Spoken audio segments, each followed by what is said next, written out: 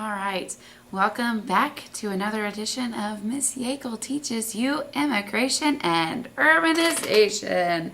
Woohoo! Last video, you've made it so far. Hopefully, this is not too bad for you. I will have a sort of a survey, a questionnaire to ask you when this is all said and done about how you like these videos. So kind of be thinking about your answer to that question as we go, but we do have one last video, so let's keep going. Again, remember, you can pause and go back and do whatever you need to with these videos to get the information that you need, so hopefully you're getting out of this, what you want. Again, I'm going to be recording from two different cameras. I've got the Move Note one here, which ended up not working at all for me last time, so thanks for that, Move Note. I'm going to be writing a glowing review to you for that, and then of course the regular camcorder over there that I will also be recording in as my sort of faithful backup because they have not caused any problems yet. Oh my gosh. Okay, let's just move on. All right, let's do this. Immigration and urbanization. So far we've talked about immigration, we've talked about why they came, we talked about what life was like for them once they got here, and as we were talking about life here, especially as we were talking about urbanization, we were talking about what life was like in these cities as now tons of immigrants and as well as these rural people were moving into the urban areas. We see that that's going to cause a lot of problems. We talked about the disease. We talked about the death and the dying, fires, and those kinds of things. And I mentioned that this video, this third video, was going to be kind of about the crime, the corruption, especially as we go back to the very first thing you wrote on your notes. Very first day of industrialization, I told you what this time period was called, and it was a question that was on your quiz. Hopefully in your mind you've already answered the question about what I'm talking about, what this time period is referred to, and of course I'm talking about the Gilded Age. You're right, smart person who always knows the answers when I ask questions in class, and whether you or not you say it out loud. Very good. Gilded Age, A+ for everybody. That's the time that we're talking about, this Gilded Age where everything looks so nice and beautiful. Look at all of our new technology, all of these cool skyscrapers, railroads. Everything is awesome. Everything is cool when there's lots of machines. Wrong song? That's not the words? That's the idea, right? Gilded Age. Everything's golden and beautiful and fantastic. Except, is it really golden or is it just gilded? Is it just covered in gold as the corruption is underneath? So that's kind of what we're going to be talking about today, is not so much the gold outside, but what's going on the inside. One of the things that we talk about during this sort of Gilded Age time period are what's called political machines. Basically what was happening, we talk about urbanization, we talk about these cities growing up and being too large, is that they're so fast the government can't keep up. There's just not enough government help. There's not enough policemen. There's just not enough resources to help everyone. That's why you started seeing things like the tenements. And so what would happen is these informal, unofficial groups would kind of get together to sort of run the show.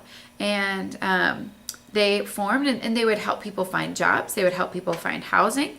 They would help provide police protection.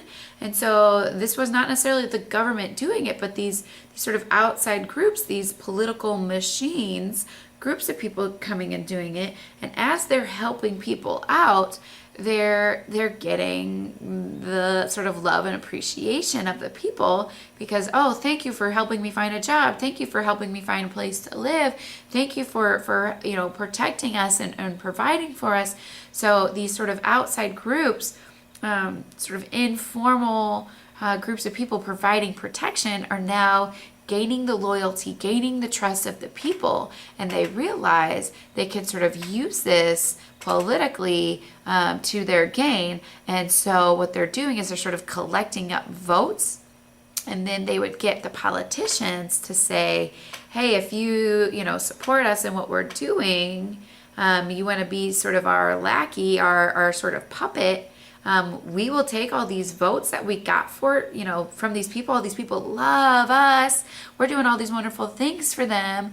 We'll give them to you if you scratch our back, we scratch your back. Let's exchange some favors. And of course, this is going to lead to corruption. So as we talk about, the Gilded Age and the corruption, this is kind of one of those things that they're talking about.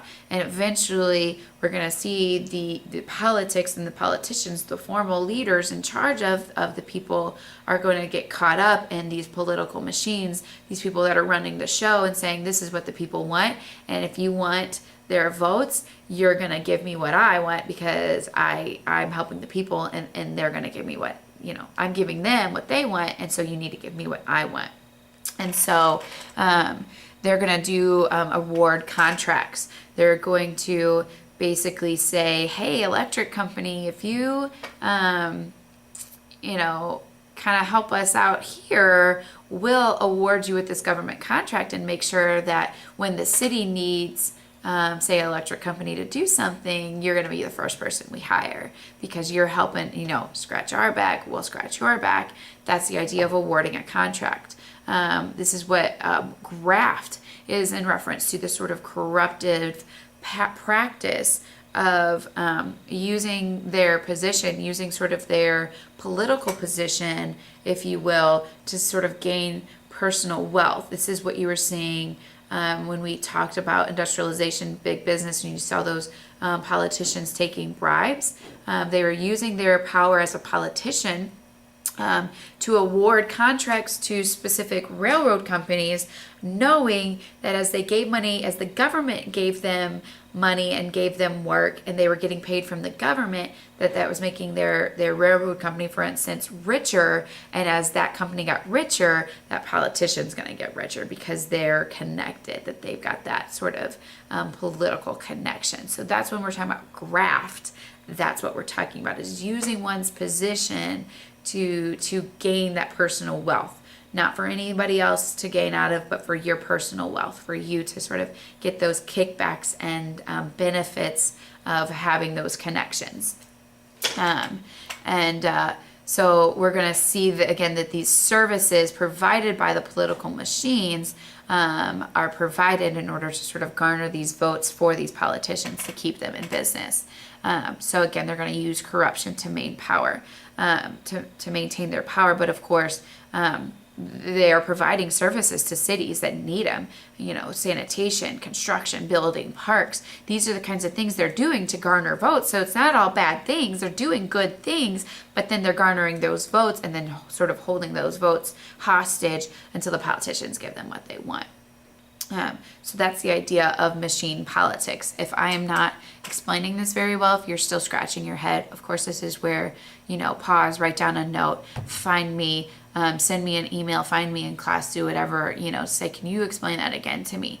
Or go back and re-listen, see if I explain it, if you understand it again a second time. But hopefully you've kind of figured that out. Tweed here, William Marcy Tweed was the most famous for of being a machine politic person. The Tweed Ring in New York City, basically everything that was done in New York City went through William Tweed, including Tammany Hall, which we see on the next slide here. Was that machine, that political machine, those groups of people sort of running the show, and of course getting involved in the corruption. That's part of that.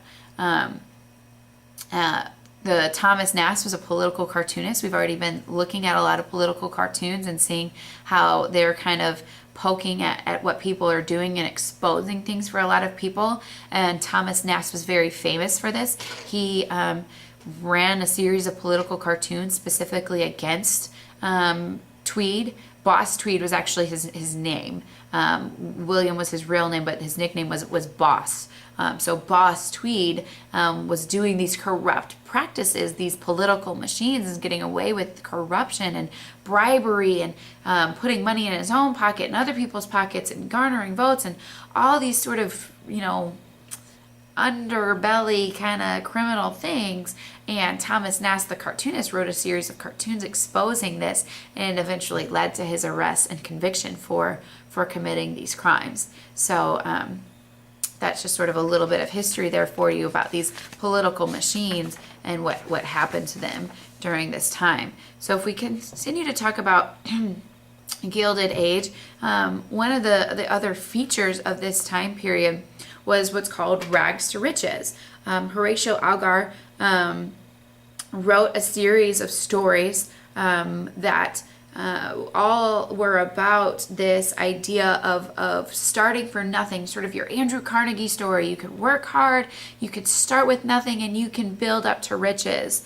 When we think about all the new inventions that were being created, all the cities expanding, skyscrapers, the big lights, city life that we were talking about, all of a sudden things are now possible that would never been possible before. And so you start seeing these wealthy entrepreneurs being very successful, building these huge mansions. Beautiful. It's exciting. People are seeing this and they're invigorated by these stories, especially as Horatio Algar is writing these stories, multiple stories about people who started from nothing and, and now I'm hurt, right? Okay. This idea of capitalism, that's what capitalism is you could start from scratch, work hard, start your own business, and become wealthy. So that sort of rags to riches idea was very, very popular during this time and led to this idea of individualism, is that anybody as an individual, if they worked hard enough, they can control their own fate, that I am in charge of my destiny. If I want to be successful, I can be successful. I just have to work hard at it. I can control what happens with the right idea, with the right invention. I can go from nothing or just an average person to one of these multimillionaires. Again, we see this happen, and we saw it, with these captains of industries, with these robber barons. We see these people start from nothing, use the ideas of capital. That's the beauty of capitalism, is that anybody can be wealthy. Anybody can start from nothing and work towards success. And so this idea here is it's golden. It's everything's good, except was it golden, or was it just gilded? This is sort of a thematic question, right? Are things really as good as they seem? Are these rags to riches stories as common as we think that they are? Just because somebody writes a series of books and you hear these stories, does it really mean that this is what's happening? We know the philosophy at the time was this idea of survival of the fittest, social Darwinism. So if you didn't understand it the other day when we were talking about it, let's talk about it again for a few minutes to really sink it in so that you understand this concept, this idea of survival of the fittest, that only the best are going to succeed. That if you don't have a good idea, then you're not going to succeed because that idea is not worth surviving. Only the best ideas are going to make it in the marketplace of capitalism. Okay, the smart ones, the strong ones, those that work hard enough and have good ideas, those are going to be the ones that find success in this society, in this new, 20th century. That's what social Darwinism is all about. And the idea that the government should not intervene in this process, because when the government intervenes, it's helping the weak survive when the weak should die out. Only the strong ones should survive. Only the smart ones should survive. If we're helping the weak survive, if we're providing them resources, if we're, stepping in and providing them better working conditions and better pay, then that's preventing those big businessmen who had their own ideas, who are starting from scratch and building their own. They're being held back. They're being chained to these government policies. They're not able to succeed, and you're helping the weak succeed. That's an evening out. Social Darwinism is not about being even. It's about letting those strong, smart businessmen find success and be successful, and letting the weak ones sort of die out. There's a reason why they're not surviving. There's a reason why they're poor. It's because they're not smart enough to come up with their own ideas. They're not working hard enough to come up with their own business. If you see these stories, these rags to riches stories, there's a common element that individual had what it took, and you just don't have what it takes. That's the concept of social Darwinism. Okay, that failure, that poverty, that's a sign that you're of a weakness, that you are unable to succeed in this society. And this is what's going to justify this sort of laissez-faire, the government should stay out of it. You either adapt and survive, or you don't, and you don't survive. And the government should not intervene in that. Okay, we should just sort of let the chips fall as they may, and those that will succeed, and those that won't were never meant to succeed. Okay, that's the survival of the fittest. Okay, if you can kind of wrap your head around that idea. Okay. The gospel of wealth was another concept we talked about already with Andrew Carnegie. This idea of philanthropy, using your wealth to improve society. So again, sort of that gospel idea, kind of referring back to God and Christianity, that I have been blessed. Andrew Carnegie says, I have been blessed with this money. I am a multimillionaire. So we're going to see that he donates over $350 million.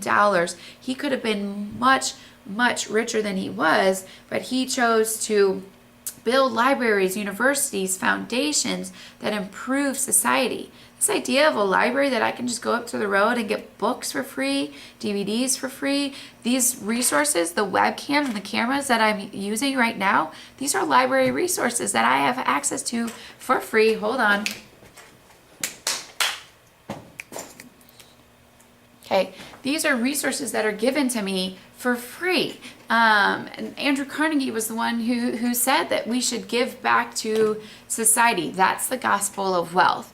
That I was blessed by God and I should bless others. Okay, and his philosophy that he spread to other wealthy people was that this is what the wealthy should do. That they should practice philanthropy, if you kind of remember that word. Okay. Let's keep going here in our notes. We just have a few slides left. As we kind of finish up this section, we talked about what life was like for these people. I mentioned last time that we would talk about their recreation, what they did for fun. Life wasn't all just, poor work and that kind of thing. But we're going to see, and this part I think is particularly fun to talk about, because we're going to see new forms of sports and entertainment. Because there's now an improved standard of living, and that middle class, it's going to allow them, they're going to have extra time, they're going to have extra money. Life is good for the middle class. And so as they have all this extra time and money, they're going to use it to come up with new forms of entertainment. They're going to have now more time on their hands that they can invest in recreation activities and more money to spend on these types of things. You're going to see things like saloons, where people were just sort of hang out, and they might talk politics, they might make new friends. This is going to be a very popular place, a social sort of hangout for these people during this time. Vaudeville would be these sort of variety shows. That idea of a variety show came from this time period with vaudeville. That's what that's in reference to, is those sort of fun shows that people would go and watch and see all sorts of different types of entertainment in one place. We're going to talk in the next slide about sports. Teams like the St. Louis Cardinals came out of this time period. And so we'll talk about them.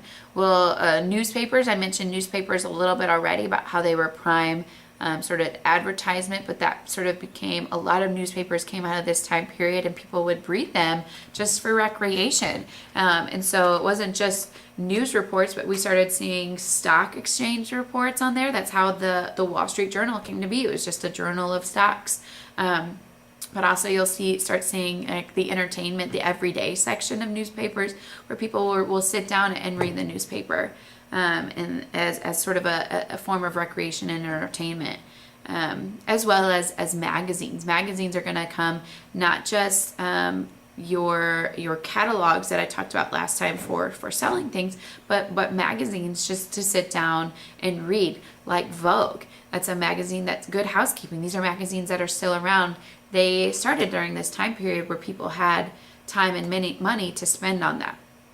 I mentioned sports just a second ago. If you follow along on your notes, you see the sports slide there. Boxing, horse racing, these were sports that had become very popular. We start seeing baseball clubs being formed around the 1860s. It's when your baseball clubs are going to start being formed. Cincinnati Reds was one of the first teams in 1869. And we're going to continue to add to that. Obviously, the Major League Baseball league is going to form around some of these very early baseball teams like the St. Louis Cardinals. Football, basketball are all around this time, 1880s, 1890s. If you trace the history back of these sports, especially if you look at football, they actually started at these private universities first, where people had money to spend on those types of recreation activities, and then eventually going to bleed into the public universities, and then eventually leading into the NFL and the formation of those. So early football came from this time period as well. Ice skating, bicycling, basically what you're going to see is that people who used to do physical manual labor, as the machines started doing those things for them, they're not going to get that physical labor, and so their bodies are going to sort of want to still participate in something, but instead of doing manual labor, now their bodies are going to, they have the energy, the physical ability to instead play sports for exercise. So that's one of the reasons why we see these sports and these forms of exercise like bicycling as recreation and not just transportation. We're going to see that come into play because especially in the middle class and the wealthy class, that they've got this time to spend, they've got the money to spend because machines are now sort of doing the work for them. And we're going to see that they're going to want to get their exercise another way. And then our last slide here talks about the rise of public schools and education. Again, as we talk about machines, we talk about new technology taking the place of these skilled workers, or the unskilled workers. Your skilled workers, machines aren't going to take their place. They still need skilled people. They still need those types of jobs. And so there's going to be a need more so than ever for these unskilled workers to become skilled. And so we're going to see public schools are going to rise out of that need of training, especially, again, here's where immigration comes into play. As immigrants are coming here from another country with a whole different culture, a whole different language, we're going to find the need that America, this sense of nativism, we even saw this with the Native Americans, we need to Americanize them. Okay, same thing that we did to the Native Americans, we're going to do to the immigrants. That we want to Americanize them. We want them to look and act like us as much as possible, speak our language, that everybody who comes here should speak English, right? That's the idea. That's not a new idea.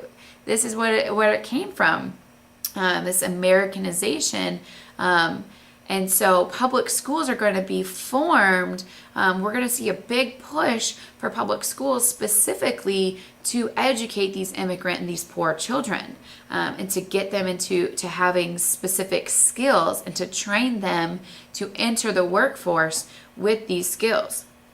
And as we're doing that and we're assimilating, we're going to see land grants that we talked about last unit.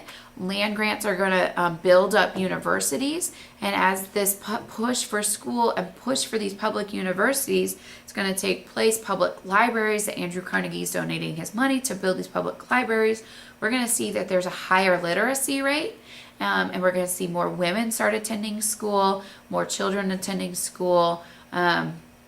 And we're going to see these education rates grow as we go throughout this industrialization era. So a lot of good things coming out of it. We talked about a lot of sort of bad, negative things coming out of industrialization, but hopefully now you've got all of the information about industrialization. You've got all the information regarding immigration and urbanization as those sort of go together. All three of these things are sort of happening all at once, causing each other. Immigration's causing urbanization, as urbanization is pushing industrialization, and all this sort of is happening all at once on top of each other. We see sort of the consequences, both positive and negative, of that. So hopefully now you've gotten all your notes. You can go through now, staple all of your notes together, the one you've had that you've been watching these 3 videos about immigration and urbanization. If you'll staple that together with the packet of notes that we have before, those 3 sections of notes from industrialization about, section 1, we just sort of introed it. We talked about big business. We talked about labor unions. So now if you put all of that together and you put that cover sheet on top, now you have that note packet. That's what you're going to turn in on test day. And as you go through that note packet, you look at that cover sheet, go through and figure out what you know, what you're at, you're not yet, I can't even think of all the columns, but get to the got it section in your notes. And if you're not at the got it section, that's when you need to start asking me questions, and you need to pull me aside in class and say, hey, I really am not sure. I'm not at the got it for this. Send me those emails, rewatch some of these videos, ask friends, read your textbook, chapter 14, chapter 15. All of this is in there. So be reading your textbook if you're still at a point where you're just scratching your head saying, I have no idea what she's talking about this. So that by the time we're testing on Tuesday and Wednesday, the 23rd and 24th, you feel comfortable with this material. Okay, again, if you have any questions, I am available. That is my job, is to answer those questions. So don't hesitate to find me in class or send me email, find me before or after school. But that is now all the information I have for you. You are now officially done watching these videos. So goodbye.